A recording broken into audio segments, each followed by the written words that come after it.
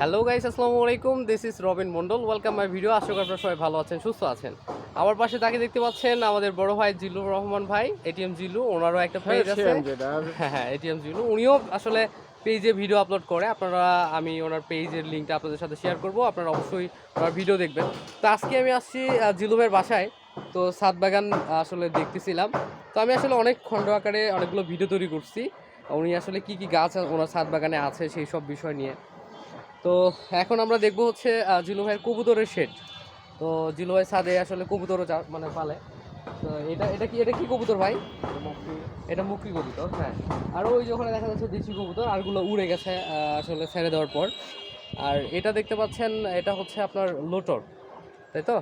আর একটা মজার বিষয় সেটা হচ্ছে জিলু ভাইয়ের সাথে আসলে আপনাদের সাথে শেয়ার করবে। আমি একটু আগে আপনার ছাদে দেখলাম কিছু ঘুঘু।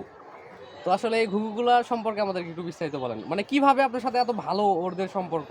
মানে খুব কাছে থেকে দেখলাম, মানে মানে যে গাছ, মানে ঘুঘুগুলো আসলে সচরাচর মানুষের খুব কাছে আসে না।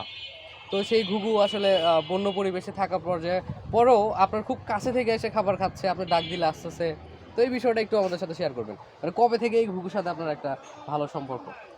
আসলে ঘুঘুকে উদ্দেশ্য করে না, আমাদের উদ্দেশ্য ছিল কিছু শখ ছিল কবুতর আচ্ছা, কবুতর আচ্ছা। পালন। যে কবুতরের পালন করতে যেয়ে কবুতরের সঙ্গে সঙ্গে ঘুঘু খাইতে খাইতে ওরা আসে, খায় কিছু, মানে দৌড়াদৌড়ি করে না করে, যদি ভয় না দেখিয়ে খাবার ছিটাতেই আসে আসে আসে সেইভাবে আসলে অর্থবহভাবে জড়িত হয়ে গেছে।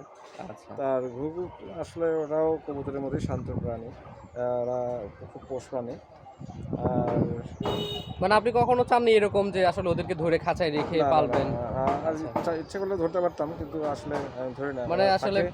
ওরা আর মুক্ত পরিবেশটাই আসলে ওদের জন্য পারফেক্ট। কবুতরের যে খাবারগুলো খায় ওরাও খায়, আমার সেটা খাইতে ভালো লাগে, দেখতে ভালো লাগে। আচ্ছা, কিন্তু মাশাআল্লাহ। ওদেরকে দাবাদাবি করি না, ধরে আপনাকে দিই। আসলে অসংখ্য ধন্যবাদ। Thank you.